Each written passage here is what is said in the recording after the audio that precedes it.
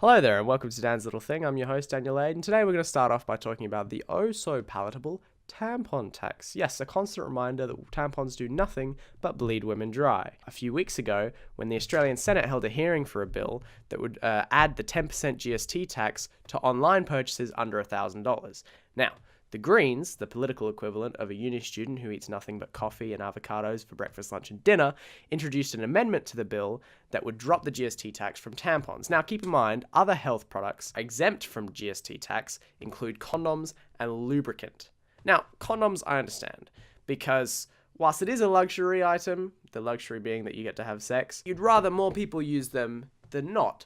But lubricant? The very definition of a good and or service. This amendment was voted down by both Liberal and Labor, which means the two main political parties in Australia still think that tampons are a luxury for women. Women get their period every month regardless of whether they choose to. Now, I understand that tampons kind of provide a service, but it's more so preventing a bad than it is causing a good. I mean, all a tampon really does is allow women to wear the same pair of jeans for more than 1 month. Now, the economic side of my brain does understand that if you tax something that half the population needs, then you're guaranteed to get revenue. And if they're always going to buy it, then that revenue is going to stay pretty steady and you don't need to worry about taking the tax away. But at some point you have to draw a line and realize that this is women who don't choose their biology. And to discriminate against a woman for their biology, well, that's a bloody shame. But moving on, in news that showcases Australia's common sense, for the next 3 months starting on July 1st, Australia will have a gun amnesty. And what does that mean? Well, basically, if you're an illegal criminal or if you're just someone who happens to have a gun that you shouldn't, you can hand that in without worry about legal consequence. The less guns that you have in a society, the safer a society is. Now, that does come with a few caveats. If you have people handing in guns who are law-abiding citizens, then all you create is victims by allowing the criminals to be the only ones with guns. But if you have gun amnesties where everyone can hand in guns, including criminals, then you just get less guns in circulation and the society is safer. Last time we had this gun amnesty was in 1996, a national amnesty. It was right after Port Arthur, where the Australian government just banned guns altogether. Back then there was a buyback scheme, which means you could potentially have been a violent criminal handing in an illegally purchased gun and you got paid to do that. That completely solves the problem of why you would ever burgle a house. Just get the government to pay you and you don't even have to arm the bloody gun. Now, no one is getting paid this time around, but it just goes to show Australia's common political sense. We're not gun crazy like America is, and at some point we should pat ourselves on the back for that. Just a few months ago, we banned a lever action 5-shell shotgun, which means you can't buy a gun that you have to load like this with 5 shells. But in America, you can buy a pump-action shotgun, which is just a gun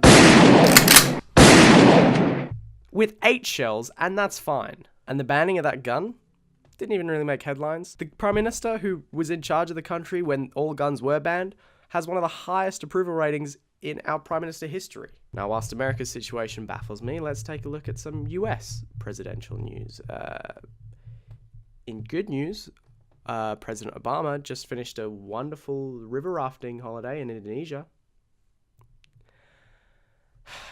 But in actual presidential news, Trump's travel ban just got reinstated by the Supreme Court, which means that if you live in a bunch of different countries, none of which house perpetrators of bad terrorist attacks, then you can't go to America for the next 90 days. And if you're a refugee, then it's even longer than that. Now, you'd think when a politician has a political win like that, they would be graceful about it and happy, but not Trump. Because today, he tweeted against 2 TV hosts, calling one of them psycho and one of them low IQ, which baffles me because what do you accomplish by insulting television hosts? What constituent is saying, yeah, Donald's getting him good, huh?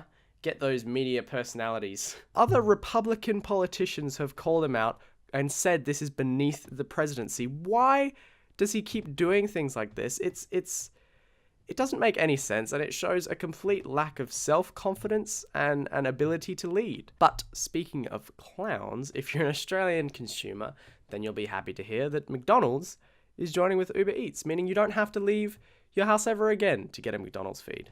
But in a way, this does worry me, because are we just becoming a nation of people who get Ubers everywhere, get food delivered to our house, and order stuff online? Will we never have to go outside anymore or go to a petrol station? I mean, we're kind of just eliminating every annoyance in our life, which I guess is pro-consumer, but at some point you have to take a look at, I'm kind of okay with just having to go to a Macca's to get food instead of having to have it delivered here. I don't know. Ending on a high note, the best news of all this week, I thought, coming out of the 2016 census, shows that no religion is now the biggest religious denomination in Australia, which is great news for common sense, least of all. But it shows that our country we don't have that huge judgment of people who don't believe anymore. Because we're in the majority, it's now okay to not believe in anything. Now, that is slightly misleading. Still, 50% of the population are Christians, but 23% are Catholic, and a little less than that are Anglican. No religious people come in at 30%, which is great. And to be perfectly honest, makes me a lot more confident to believe what I believe. That's the show. Thank you for watching, and I hope you are glad to know, or maybe you're not glad to know, that Australia is less religious. Thank you very much. Goodbye.